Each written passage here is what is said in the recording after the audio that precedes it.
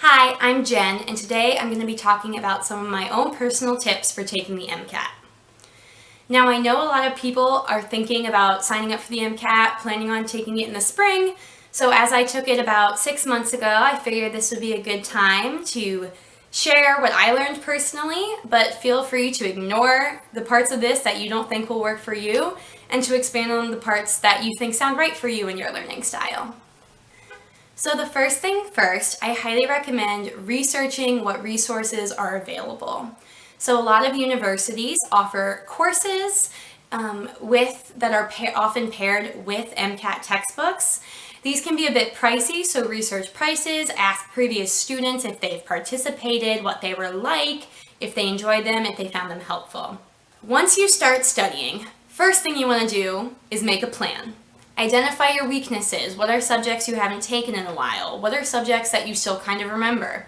My biggest weakness was physics because I took one of my required physics courses back in high school and I struggled in my physics class here in college. So I made sure to dedicate a lot more time to that class than, say, psychology or sociology, because I had recently taken courses in those in college. I remembered those courses. I was still familiar with the material.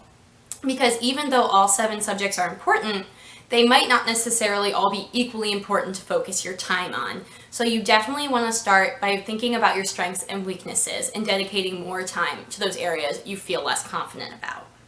I kept track of my MCAT studying using an Excel spreadsheet. I do recommend keeping track of the studying. I kept track of the day it was. I kept track of how long I studied for, what I studied, so which of the 7 subjects.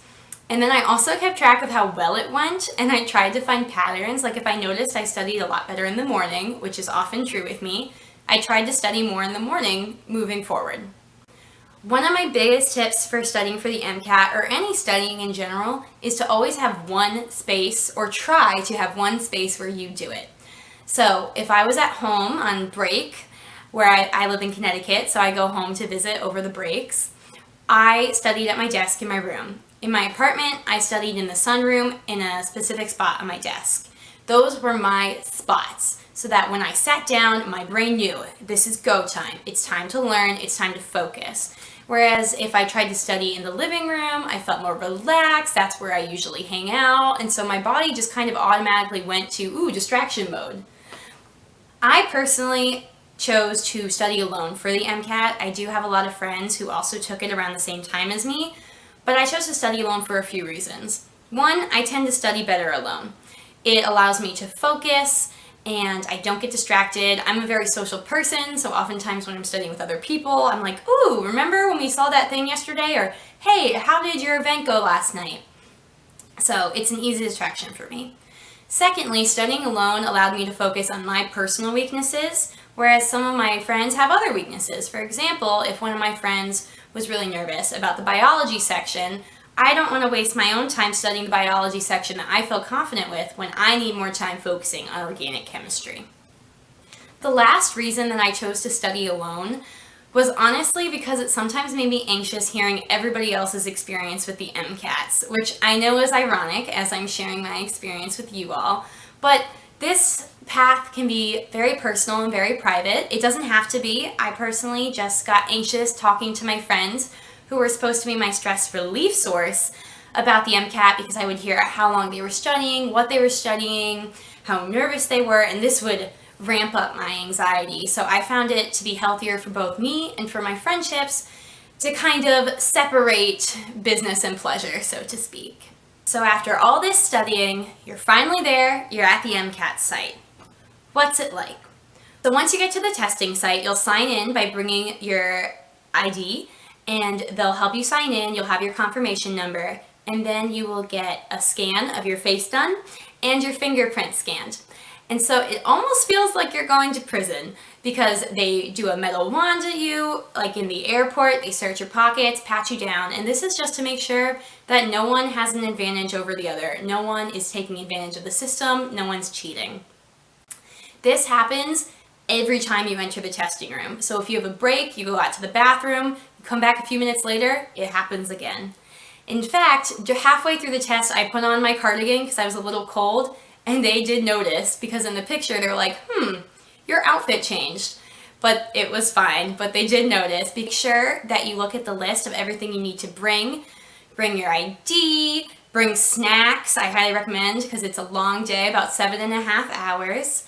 I brought an extra cardigan because I tend to get cold very easily. I brought a water bottle.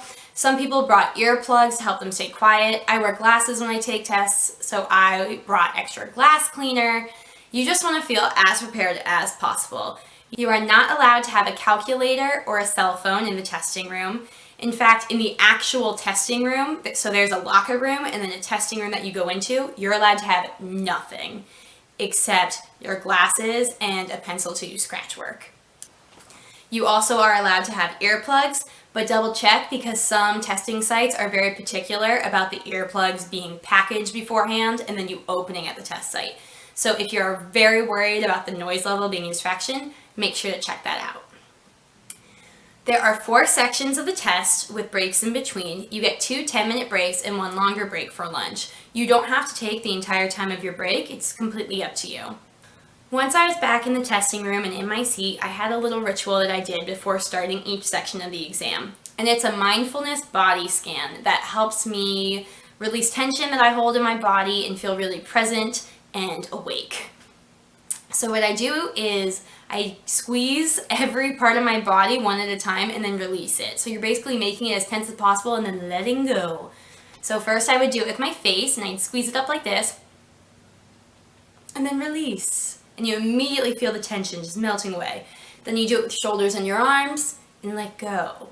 You do it with your stomach and push it out as far as possible and let go. And then you do it with your legs and you tense them up nice and tight. And this was just a personal thing that really helped me stay not too stressed out during the exam. It helped me stay focused. And each time I did it, it reset my mind, brought me back to what I was doing, and made it so that I didn't worry too much about what had just happened in the last section or what was going to happen later that day.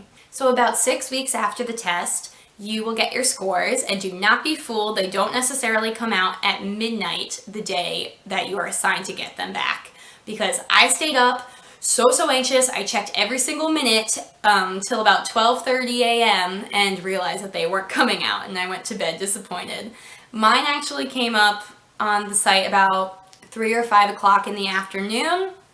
I was super excited. I treated myself to 2 desserts afterwards, and it ended up being a great day.